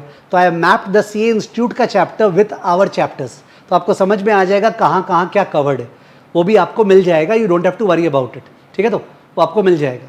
एग्जाम का जो स्ट्रक्चर बोला, 30 का एमसीक्यू आता है, 70 का डिस्क्रिप्टिव, डिस्क्रिप्टिव में कितना आता है उसका मैंने बहुत ही डिटेल्ड एनालिसिस यहाँ पे किया है। I am just showing it to you, तो आप थोड़ा बहुत अगर आपके पास समय हो तो देख सकते हैं कि जो सीए इंस्टीट्यूट का एग्ज़ाम हुआ था उसके अंदर फर्स्ट पार्ट 1 केस सिनेरियो, एक केस स्टडी था म्यूचुअल फंड का 1, 2, 3, 4 क्वेश्चन। सेकंड केस स्टडी था बॉन्ड वैल्यूएशन का 1, 2, 3, 4 question. Third case study security analysis का, बॉन्ड और स्टॉक मिला के उस पर 2 क्वेश्चन। ऐसे करके डीप एनालिसिस किया है, बताया थियोरी कितना, प्रैक्टिकल कितना। अल्टीमेटली अगर मोटा मोटी मैं बोलूँ, ठीक है, without getting diverted into this, वो आप लोग देख लें खुद से कि बेसिकली एमसीक्यू में 2 एमसीक्यू थियोरी आता है और 13 एमसीक्यू प्रैक्टिकल आता है। 2 एमसीक्यू थियोरी, 13 एमसीक्यू प्रैक्टिकल। ये है रिगार्डिंग क्या चल रहा है एमसीक्यू का स्टेटस अभी जो चल रहा है, एमटीपी देख के और एग्जाम देख के। और जो प्रैक्टिकल वाला पार्ट है उसमें कुछ कुछ क्वेश्चन है जिसके साथ 4 नंबर का थियोरी आता है और कुछ कुछ क्वेश्चन है जो पूरा प्रैक्टिकल आता है, आपको थियोरी नहीं करने का जरूरत है। यानी स्टूडेंट चाहे तो डिस्क्रिप्टिव पार्ट 70 नंबर में 60 नंबर का थियोरी कर सकता है। 70 में 60 का थियोरी पॉसिबल है करना, और वो चाहे तो 55 का थियोरी, अरे सॉरी 70 में 60 का प्रैक्टिकल कर सकता है, सॉरी 70 में 60 का प्रैक्टिकल कर सकता है और चाहे तो 55 का प्रैक्टिकल। उसके पास चॉइस है कि वो कौन सा अटेम्प्ट करेगा, ठीक है। तो और जो एमसीक्यू हो तो करना ही पड़ेगा। उसमें 2 एमसीक्यू थियोरी आता है, 13 एमसीक्यू प्रैक्टिकल आता है। It's a totally practical paper and the good news is that जो थियोरी है ना वो ऑलमोस्ट पता है कहाँ कहाँ से आएगा। इतना इंपॉर्टेंट थियोरी दिया इन्होंने। जैसे आपने सुना है गिफ्ट सिटी, 100% सुना होगा, जो गुजरात में गिफ्ट सिटी इतनी तेजी से भी डेवलप हो रहा है, वो गिफ्ट सिटी जो इंटरनेशनल फाइनेंशियल सेंटर, अब उससे थियोरी ऑलमोस्ट सर्टेन हो जाता है। तो ऐसा थियोरी दे के रखा है ना जिसको लोग अवॉइड ही नहीं कर सकता है।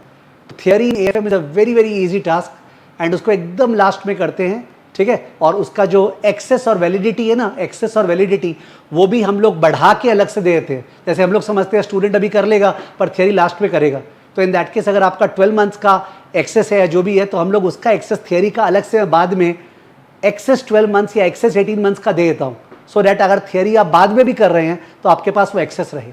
Okay, do not have to worry about it. Aryan बोल रहा है कि सर क्या इस क्लासेस के हेल्प से हम लोग ट्रेडिंग कर सकते हैं शेयर मार्केट में? नो, ट्रेडिंग वाइज ट्रेडिंग एक अलग ही चीज़ है, उसके लिए एक अलग डिसिप्लिन, मेंटलिटी, पेशेंस, टेम्परामेंट और किस टाइप के ट्रेडर वो सब चाहिए। क्लास में ट्रेडिंग नहीं करते हैं हम लोग, चार्ट्स दिखाते हैं, एक इंक्विजिटिवनेस आता है, आप अपने लेवल पे वो करेंगे, ठीक है ना। सांकेत बोल रहे सर प्लीज़ चेयर पे बैठ कर पढ़ाओ लाइक इन सीए इंटर। क्या प्रॉब्लम हो गया सांकेत तुमको? खड़े होकर पढ़ाने से क्या फीलिंग्स कमती आ रही है क्या? सांकेत बोल रहे हैं सर प्लीज़ चेयर पे बैठ के पढ़ाओ like CA inter. CA final का जो बैचेस लास्ट ईयर हुआ था 2023 में, उसमें तो इस वातावरण में पढ़ाने में बहुत ही अच्छा बैच हुआ था and the results are also going to show.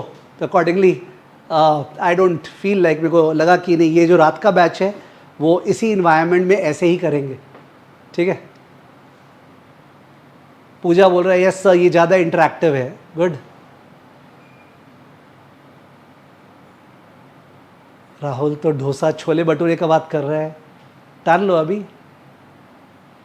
नहीं, मंडे टू फ्राइडे लिखा हुआ है क्या? सॉरी गलती लिखा हुआ था, मंडे टू सैटरडे क्लास होगा, मैं उसको रेक्टिफाई करा दूंगा। मंडे टू सैटरडे क्लास है, okay. Monday to Saturday class है 7 बजे, 9:30 बजे तक, 7 से लेके 9:30, मंडे टू सैटरडे।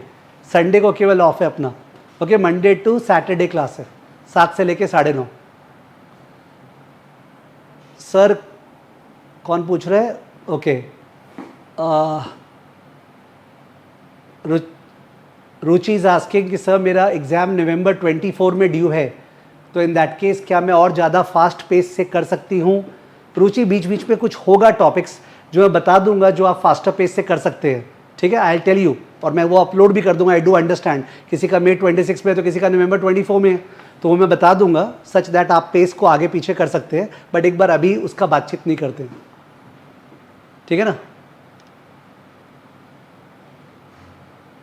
या प्रणव ऑल्सो सेइंग दैट. तो Pranav I can understand, last का 2 महीना जितना चैन से बीतते उतना बढ़िया होता है, तो वो मैं उसका हेल्प कर दूंगा, डोंट वरी.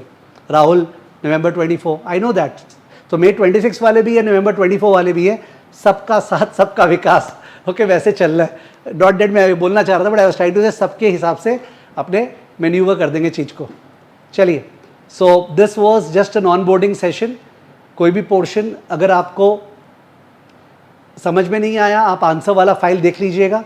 और एक लिंक शेयर हो चुका है आपसे, बने एक ड्राइव, वो ड्राइव में हर क्लास का नोट्स वगैरह शेयर होगा.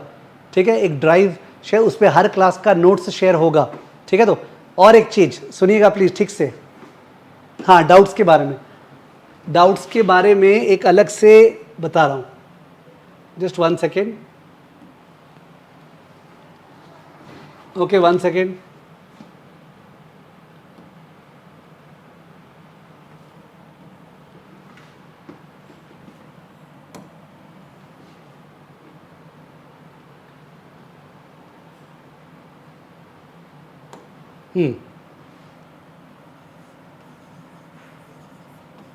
डाउट्स के बारे में ठीक से सुन लीजिएगा.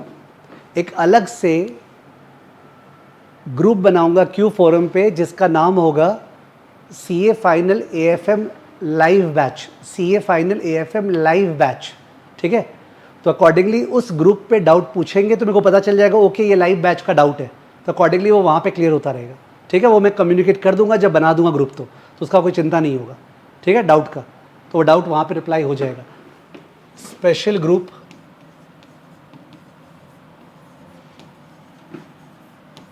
on Q forum for live batch. ठीक है, तो वो मैं कम्युनिकेट कर दूंगा आप लोगों को. टेलीग्राम चैनल पे आई होप सब जन ऐड हो गए हैं. अलग अलग टेलीग्राम चैनल है, वन वे चैनल है. साउंड नहीं चाहते हैं कि लोग बातचीत करते रहे, मेरा ये तेरा ये, हाय गुड मॉर्निंग. ठीक है, तो वन वे चैनल्स है टेलीग्राम के. बहुत सारे जन ऐड हो गए होंगे उसके अंदर. अगर कोई नहीं ऐड हुआ है तो मेरे ख्याल से ऐड हो जाएगा. ठीक है, बिल्डिंग ब्लॉक का क्लासेस काफ़ी जन का बाकी है. अपने फॉरेक्स से स्टार्ट कर रहे हैं मंडे से. फॉरेक्स स्टार्ट कर रहे हैं मंडे से. ठीक है, तो फॉरेक्स स्टार्ट कर रहे हैं मंडे से, जिससे कि बिल्डिंग ब्लॉक कर ले, कोई का बैकलॉग है कुछ कर ले वगैरह. कुछ स्टूडेंट्स हैं जो लोग समर हॉलीडेज़ पे गए हुए थे, अभी ज्वाइन करने वाले, whatever it is. Monday से we are starting with foreign exchange. ठीक है, तो और ये वाली क्लास यूट्यूब पे जाएगी और इसके अंदर भी सारा लिंक शेयर किया रहेगा, पर आपके लिए ड्राइव पे रहेगा अलग से. ओके, और कुछ मंडे टू फ्राइडे लिखा हुआ था, मंडे टू सैटरडे देंगे उसके अंदर. और एक फाइल शेयर नहीं थी मैपिंग वाली, वो शेयर कर देंगे. ठीक है ना, बाकी कम्युनिकेशन होता रहे. कल क्लास नहीं है, tomorrow there is no class. I have some commitments, I am just settling all of them. ठीक है, सो दैट मंडे से completely it is available from Monday to Saturday 7 PM to 9:30 PM. ठीक है ना. चलिए, तो मिलते हैं आपसे मंडे को फॉर फॉरेक्स का क्लास नंबर 1.